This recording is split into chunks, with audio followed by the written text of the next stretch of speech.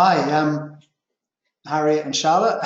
It's just the three of us at the moment. So I've started to record this, and I'll talk through things. If you've got any questions, then I'll just fire them through. Perhaps just send a quick note on the question thing, and I'll unmute you, and we can talk about it and try it that way. So yeah, so this is for the NSG3 PHN trip to Nepal starting 1st of September. It's just a bit of a last minute pre-departure thing.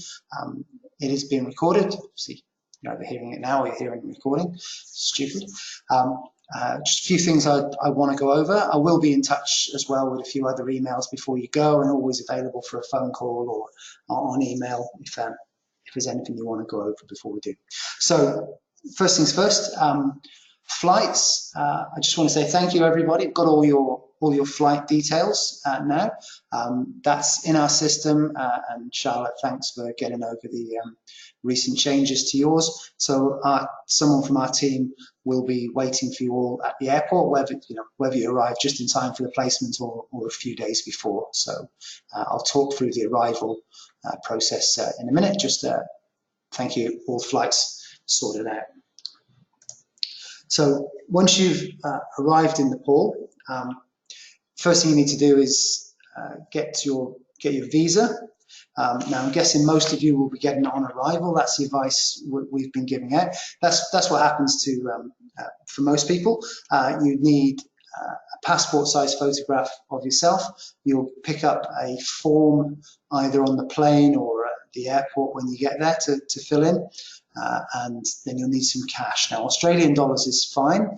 They tend to quote the visa price in US dollars, but Australian dollars won't be turned down. It's 30 US dollars for a 2-week visa, or up to 15 days. Or if you're staying that a little bit longer, it goes up to 50 US dollars for a 30-day visa.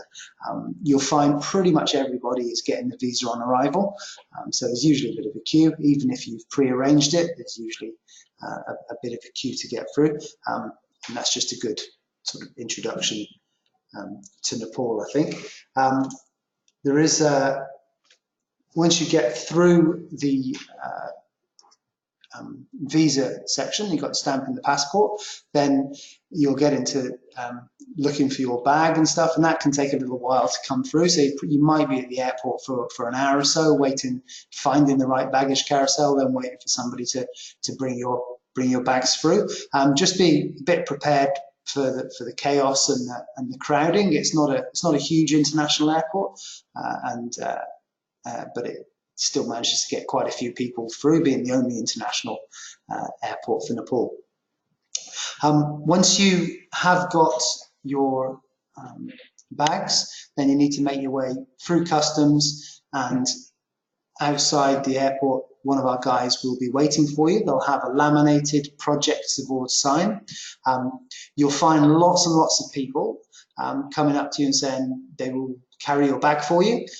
That's fine if you want them to carry your bag, if it's really heavy, but they'll want money for it, and generally they'll probably start trying to take you off to either their taxi or their friend's taxi. So the best thing to do is just go, no thank you, and just be looking for the person with the projects abroad sign looking for you. They'll have a little either a taxi or a minibus to grab hold of you and take you away. So just be aware, it is a little bit chaotic when you get there.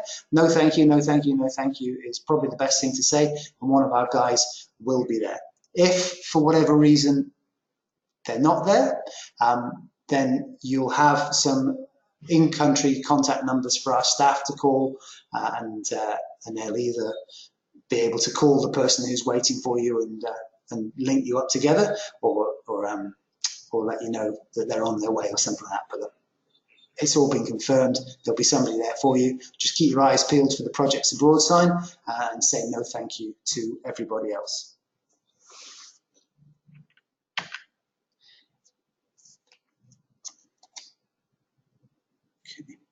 Accommodation while you're in Kathmandu is going to be at the Prince Hotel. Now, All of you who have asked for extra nights to be reserved, they are reserved. You can pay for that when you get there. You might be able to juggle around with things. A single room is about 30 Australian dollars. A twin room is about 38 Australian dollars.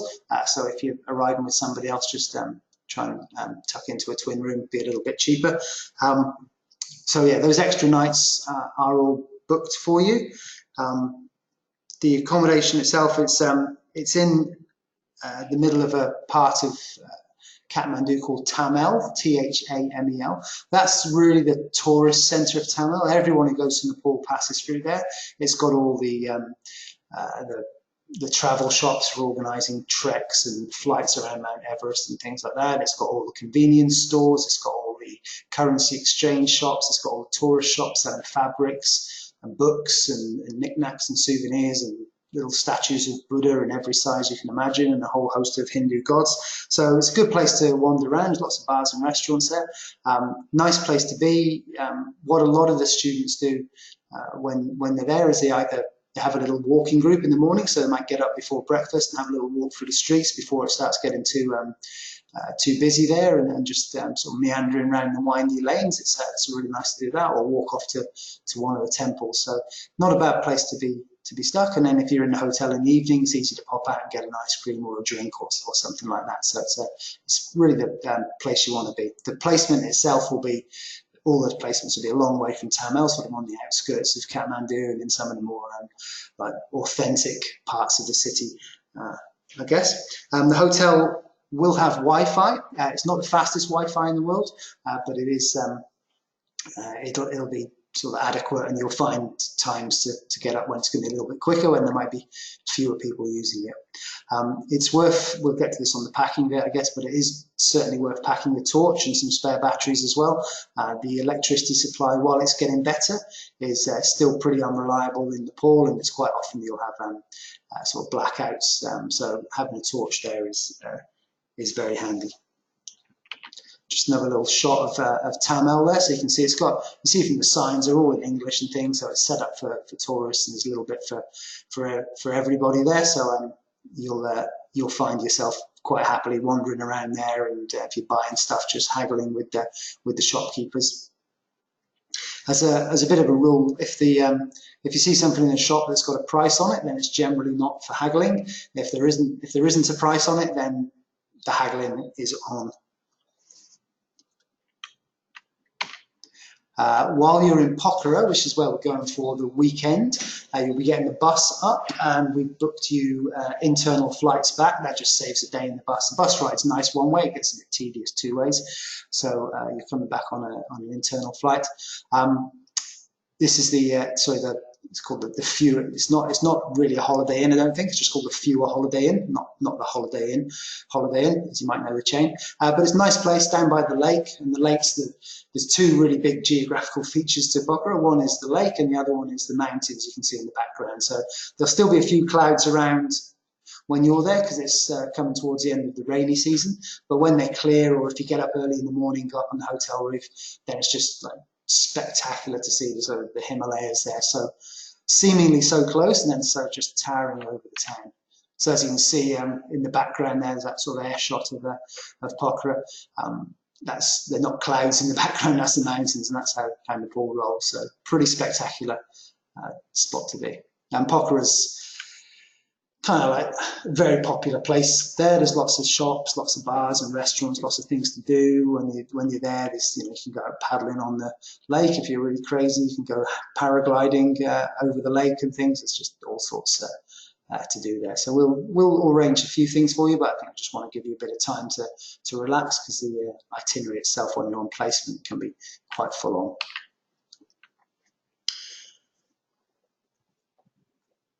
So just to talk a little bit about the schedule, it's quite varied. I don't really want to go through the whole thing in too much depth. Our guys will do that with you there. But as an overview, you'll be going to quite a lot of different settings. And there's going to be two kinds of settings. The ones where it's going to be more learning and observational, and just really sort of collecting information and considering the sort of the Nepalese experience as opposed to the Australian experience. So that's things like at the paediatric hospital and Alka Hospital in the first couple of days at those centres, the nutritional rehab centre, which looks after families suffering from malnutrition, and the HIV care centre, really trying to learn and understand about the situations and the conditions there, and how those organisations work, because they're funded by people from overseas. There's no real central funding there. They might do all sorts of fundraising. It's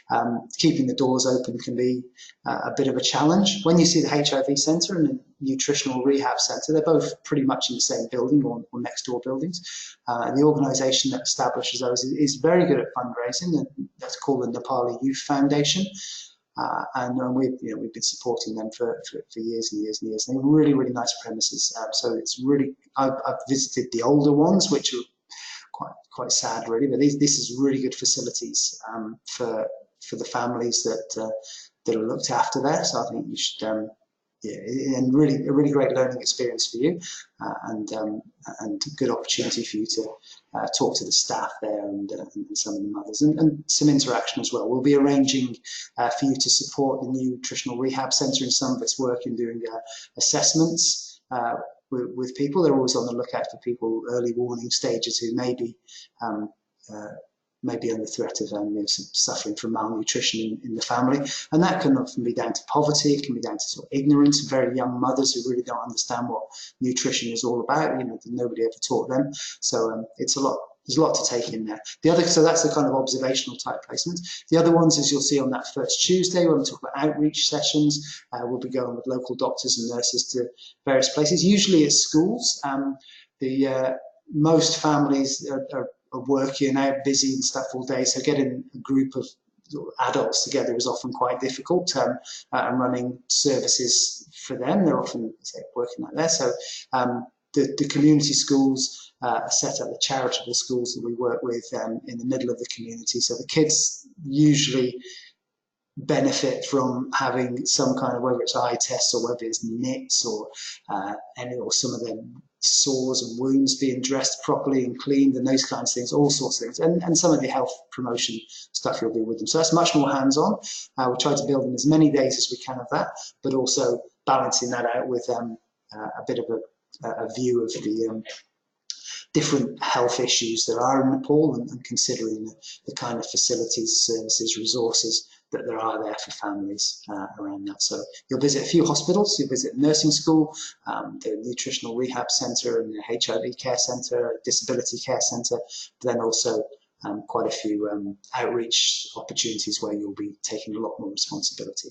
That weekend in the middle is where you'll be going up to Pokhara, and then the last Friday, I think it's due to be, oh no, actually not, your last Friday is not, sorry, I've got that one wrong. I've got the wrong day for the public holiday. Your last Friday, you'll be doing some more outreach work on that day. So pretty busy schedule. If you have got a couple of days either side of this, then fantastic. You'll find lots and lots of things that you want to do. But during this time as well, we will be organising evenings out for you, whether that's things like little cooking lessons, language lessons, movie nights, meals at different restaurants. You're all adults now, so you can say, no, I'm just too tired, I don't want to go. It's kind of optional, but it's there and laid on for you, and we'll be taking you to some of the sites around the city as well. So the squares that have the famous squares with all the temples in Kathmandu, and then back to Pur there on the second Thursday, and that monkey temple, which is on top of a hill in the middle of Kathmandu. You get the best views of the city from there. It's a nice walk up, and there's monkeys all over the place, so it's pretty interesting and fun. So it's going to be busy. You'll have our local staff with you all the time. At this stage, I'm not sure who the academic lead from Latrobe is going to be. Hopefully we'll find out very soon and be able to get some introductions, but you'll have our staff with you at all times. If you have any problems, then our staff are there 24/7 for you. They'll be doing translations and little problem solving for you, but I'd really encourage you to talk to them and just ask them a little bit more about the background of some of the centres, about how things work, and just be curious, ask lots of questions, and you'll find that the country kind of opens up to you. If anybody's got any questions at all, but wants a bit more detail on any of the placements or the plans and things like that, then please let me know. The other thing I will just say finally about the itinerary is that Nepal's the sort of place where a bit of flexibility is key. So there was one group from Latrobe either last year or the year before where they were planning to go to one of the placements on a Thursday, let's say, and the government decided that Thursday was going to be a public holiday. So we just had to change plans at the last minute, and then the government then cancelled the public holiday a few hours later, so everything is back on again. So things like that happen in Nepal. Best thing to do is just laugh it off. It's one of the charms of the place. But yeah, but be ready for the plans to change a little bit. This is the plan as it stands. It may well change a little, but our guys are very good over there. But just be ready and flexible and patient with any little changes that are necessary. Food, well, the food in Nepal, I think the food in Nepal is great. The point I really want to make here is that if there are any dietary requirements that you feel you may not have given us enough information on, then please let us know. We will be making arrangements for anyone who's, well, if you're vegetarian, then Nepal is probably one of the best places in the world to go. It's very straightforward to be vegetarian there. The meat there is usually chicken with a bit of fish. It's probably as much as you'll get meat-wise. It's a bit of a luxury for a lot of local people there, so you'll find that vegetarian food is quite prevalent. Being vegan is probably quite easy there as well. If you have any sort of gluten intolerance or things like that, please let me know, and our guys can make sure that we make arrangements for that. And on a similar vein as well, if there are any medications that you're taking that you think we ought to know about, and the situation I'd put you in is that if you were needed taken to hospital and if you weren't able to communicate, then if you've got medications that are needed or that you're taking that the local professionals would need to know about, then you need to let us know as well, and that's for insurance as well as your own well-being. So you can drop us a private email on that, and that will be confidential, but our local staff will know, and then they'll be able to make arrangements with any of the kitchens that we're going to, or have it on their notes just in case you need treatment at any time and you might not be able to communicate properly. A bit about sort of, well, the weather leads into packing, I guess. Look, it is towards the back end of the rainy season. So as you'll see on the bottom row there, through September, it expects about 200 mils. So it doesn't rain all day, every day, but you'll find like sort of quite sudden showers of warm rain. So packing an umbrella, just a little one, is probably not a bad idea. But it is also quite warm as well, so the average temperature into 20s, but it'll be bright in the sun as well. So you need to be sun smart as well and pack some sun cream, pack some, have a hat as well and sunglasses and things as well. Kathmandu is a bit of a dirty city as well. It's quite polluted, certainly in the air. So I think taking wet wipes and stuff just to keep fresh is really good. And you'll find that there isn't like soap and sinks everywhere that you go. So some of the sort of gel, the hand gel rub would be really good to take as well as the wipes. So that means that when you're thinking of packing for Nepal, it is going to be wet, but it is going to be warm as well. So you don't need to pack lots and lots of thick clothes and stuff, but you probably need stuff that's going to be comfortable in a warm and relatively humid thing, stuff that might dry quickly, or you can take the umbrella, but also stuff that's going to be practical and appropriate at the placements. So when we're talking about clothes, of course, the key things are you need your shoulders to be covered, so t-shirts are fine, and your knees to be covered. So if you've got sort of longer cotton pants, leggings are generally okay. Cargo shorts, for example, that go down to the knees. You can buy some clothes there as well, which might suit as well. But you need to. It's a very modest sort of country. You'll find most of the women there are dressed in saris, for example. So make sure that you dress, well, firstly modestly, because you don't want to draw too much attention to yourselves. If you're working at schools, then you might find yourself sat on the floor and doing things on the floor. So it's got to be sort of practical and comfortable, and then at the same time, you are representing the university as well, so they will have an expectation that you'll have sort of polo shirts or that kind of uniform as well. So it's a tricky line to walk, but I'm sure you'll be able to come up with something. Some academics are more relaxed about things than others, but they all understand that it's, it is tricky to dress for that kind of climate, and they do relax things a little bit. But if you want to be treated like a professional at these places, particularly when you visit the hospitals, the best start is to look professional as well. In terms of footwear, look, good sneakers are fine. You'll find there's a lot of litter around the place. There's lots of potholes, lots of puddles. When you're out and away from the centre of Kathmandu, you'll find there's lots of mud as well. So sneakers that can get muddy, but still look quite smart as well. You don't need to wear sort of closed, dark shoes or anything, if you've got anything more formal for placements here. I'm pretty sure I sent this packing list out, but I'll send it out again before you go. There's just some suggestions. Things like, you'll take your big rucksack, but while you're away for the weekend in Pokhara, you'll be able to leave that in the room back in Kathmandu. So take a small bag, just a weekend bag as well. Pack a towel, just because they're always handy. And a small umbrella there as well. Torch is mentioned there. There's your electricity supply. You can, if you do want to get prepared beforehand, then usually the best thing to do is to get a universal adapter, which you can buy at travel shops or at the airport, or a lot of pharmacies hold them as well.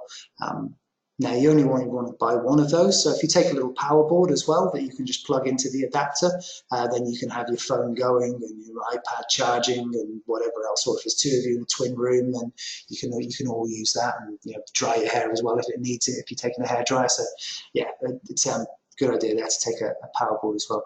We've got camera on here. Of course, you probably take most photos on your phones. Our guys will talk to you about a photo policy there, particularly at the schools. We want you to have lots of photos and memories and things like that, but there's sort of what's appropriate in terms of pictures, and the school will have views on that, we'll have views on that, and it's sort of a part of the child protection policy that we'll go through with you when you get there. But also, if you're taking lots and lots of pictures, then it does tend to lead to chaos, particularly at schools, because the kids all want their picture taken, they all want to see their picture, and then you won't be able to get anything done then. So our guys will give you some guidance on that. Don't worry, you will get lots of pictures, but just make sure you get them at the right times. If you do have a nice camera and you want to take that, then yeah, look, it's a fantastic fantastic opportunity to take some amazing pictures as well. But usually the best pictures are just the sort of the chaotic ones of all the stuff that's going on in Tamil when you're around there, and all the stuff that's going on when you're doing the outreach programs at the schools. I'm pretty sure you won't be allowed to take photos in the hospitals. You might be able to take photos of you and some of the nurses at the hospitals, but not of the patients and things, of course. Look, you'll be, when you're in your spare time in the evenings, you'll be in the middle of Tamil, so you'll have plenty to do on the doorstep. There's lots of shops there that sell books and things, but it's just sometimes pack in your bag or something, so you've got something to do on some of the bus rides. Traffic in Kathmandu is a problem, so while you'll be going to placement on a minibus, you might find yourself in some traffic jams. So if you have something in your bag that might pass the time, that's always great. Spending money, I reckon if you have $300 to take, then that should be more than enough. All your meals are taken care of, all the drinking water is taken care of. You'll probably want to go out in Tamil and maybe get some dessert one night, or maybe try a little bit of a snack later on, or go out for a couple of drinks. Certainly in Pokhara, you might enjoy yourselves. There's lots of souvenir shops and things, but generally things are pretty cheap there. There's lots of ATMs as well, so if you take $200 or $300 Australian cash, you can always change that into Nepalese rupees very easily at the currency exchange shops, which will be close to the hotel. And the hotel's probably got currency exchange facilities as well. But if you do run out, or you don't want to take that much cash, then you can always get money out from the ATMs. Just remember, you will need some cash for the visa when you arrive there. Again, it's just some tips on the clothes there. I'll circulate this around, but I think The points there are sort of being sun smart, knowing that there's going to be a fair bit of mud and it might be wet, so having spare shoes, a couple of pairs of sneakers. And then your toiletries, you might find there's places you go where there's more likely to be mosquitoes. You're not going anywhere that's considered to be high risk malaria, but there'll be mosquitoes around, so just make sure you've got a bit of Aerogard as well, or that you cover up if you're in the sort of standing water, which is probably likely during the wet season and probably likely in some of the parts of Kathmandu you'll be going to. And then first aid, you'll know better than me what sort of things to take just to deal with little things, whether that's paracetamol or sort of for stings or bites and things, antiseptic band-aids, those sort of stuff, and particularly gastro stop tablets and stuff. You might find those are handy. We have just one word, and this is not coming from anyone with any kind of medical education, but in the past we have had students who have taken antibiotics with them and sort of self-administered those antibiotics. Now there's a couple a year or so ago who felt a bit ill, decided that the antibiotics would be fine for them, started giving themselves the antibiotics, ended up 2 or 3 nights in the hospital on a drip, dehydrated, and with sort of bad sort of gastro problems. What I will say is, if there's no room for heroes. It's a 2-week program. It's quite short to be spending a few days out. So if you do feel at all ill, please let our guys know, because the bugs you'll find in Nepal will probably come on quite quickly, and they'll be able to get you to the clinic and make sure that you're being looked after early and just minimize any problems there. So please don't suffer in silence. Obviously you can deal with little things yourselves, stuff like a headache, for example, but if there's anything that you just feel, I'm really not feeling well, it can develop quite quickly. So please do let our guys know. Money I spoke about, yeah, so spending money $200 to $300. They use rupees over there. I don't think you can buy them over here without a bit of faffing around. So it's you'll get those changed. There's lots of shops that will change your Aussie dollars up into rupees while you're in Kathmandu. I was going to talk about language. Well, I'll do that quickly before I talk about insurance. If you haven't done it yet, it's probably a really good time to sort of download a free language app onto your phone or to your iPad. Just get a few words. It'll be probably the best thing you can do in terms of preparation for places like the school if you've got a few words. And generally everywhere you go, it's good manners to be able to say, thank you, or my name is, or whatever it might be. But just a few words to show that you've taken a bit of an interest will go an awful long way. And it's a real fantastic icebreaker with the kids as well. So lots of free apps out there. You won't need more than 3 or 4 words, I wouldn't have thought. And you don't have to learn the alphabet. So that would be fantastic. The kids will think it's hilarious how bad your pronunciation is, and it'll just mean that you're able to just find a level with them that much quicker. I want to mention insurance. This will go out on an email again tomorrow. You've all got 2 policies put in place for you, so you don't need to cover yourself for insurance. Projects Abroad has got a policy for you for the duration of the placement. And Latrobe University has got a policy for you, which is for the duration of the placement and for any extra travel that you've got as well. I'll send you out the link for your policy and instructions for the Latrobe one tomorrow. I checked with Latrobe Abroad today, and they say that because you're on an official university placement, and because you've all submitted your travel plans to Latrobe Abroad, presumably to get travel grants and things like that, or just to fill out just to tick all the boxes, then they have automatically put the policies in place for you. So you are covered for insurance. It's as well as just know where our local staff will know all the procedures for using our insurance policy. It's as well to familiarise yourself with the Latrobe policy, and you'll have that link somewhere, but just in case you've missed it, I'll send it out tomorrow on an email with a few more little bits and bobs for you on there. So, I think this is a really wonderful opportunity. Nepal's a fantastic country. I'm sure you'll fall in love with it.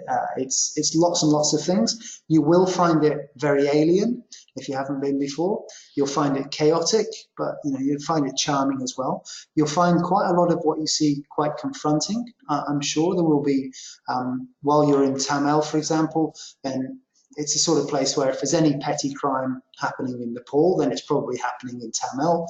So just be careful about things like pickpockets and stuff like that. But also kids begging from you as well. You need to understand the stories behind that. And often those kids have got habits that they're feeding, so it's much better to buy them some food than to give them some money. And that's easily done, because there's lots of food shops there. You will also find people offering to sell you drugs in the middle of Tamil as well. And of course, you'll always say no to that, because half of those guys are on a scam with the police anyway. They'll sell you some stuff, and then the police will arrest you 2 minutes later, and then you'll have to pay the police, who will take the drugs off you as well. So just be careful around to that. It's a really nice, easy rolling sort of place, but you just have to say no to anybody approaching you on the street, really, and choose what you want to do. It's not a place to be scared of. It's just a place to say no to most things and just go into the shops and enjoy yourselves there, and not take all your cash out, and just take as much cash as you need, and certainly leave your passport and things like that locked up in the hotel room where it's safe. It is.